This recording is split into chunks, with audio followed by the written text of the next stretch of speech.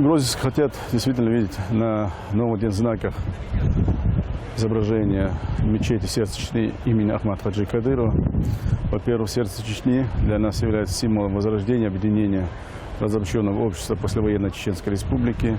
Более того, носит имя великого человека Ахмата Хаджи Кадырова, героя России, Даваз Обладольцу. Кроме того, это сердце Чечни – самая большая мусульманская святыня не только нашей страны, но и Европы, и по праву является предметом гордости не только жителей Республики Грозинцев, но и всей нашей страны, мусульманской уммы.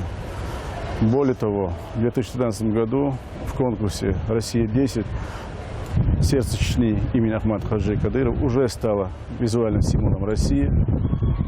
Поэтому, я думаю, решение, если такое будет решение принято, о размещении на денежных купюрах в мечети сердца Чечни имени Ахмата Хаджи Кадырова, станет, я думаю, символом, торжеством толерантности, миротерпимости и демократического развития нашего государства.